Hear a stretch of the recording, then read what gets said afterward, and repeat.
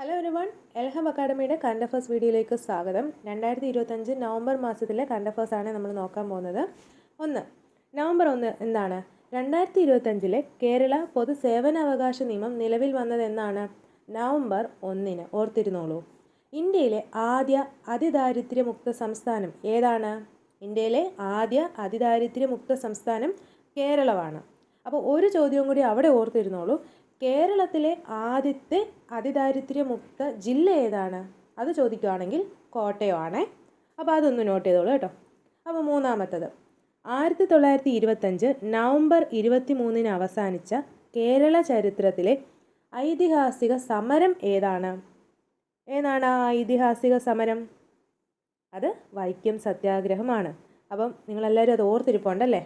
നമ്മുടെ 2025 നവംബർ 23 ആയപ്പോഴത്തേക്ക് വൈക്കം സത്യാഗ്രഹത്തിൻ്റെ സമാപനത്തിൻ്റെ എത്ര വർഷമാണ്? 100ാം വാർഷിക ദിനമാണേ.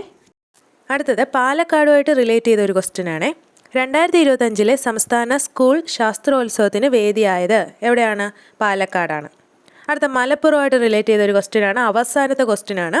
അതായത് 2025 സംസ്ഥാന സ്കൂൾ ശാസ്ത്രോത്സവത്തിന് 1ാം സ്ഥാനത്തെത്തിയത് ആരാണ്? മലപ്പുറമാണ്.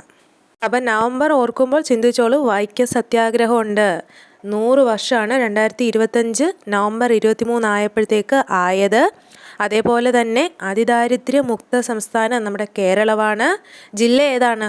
കോട്ടയമാണ്. അതേപോലെ തന്നെ സ്കൂൾ ശാസ്ത്രോത്സവം നടത്തിയത് എവിടെയാണ്? പാലക്കാടാണ്. 1ാം സ്ഥാനം കിട്ടിയത് ആർക്കാണ്? മലപ്പുറത്തിനാണ്. Okay, thank you. ഇഷ്ടപ്പെട്ടെങ്കിൽ സപ്പോർട്ട് ചെയ്യാം കേട്ടോ.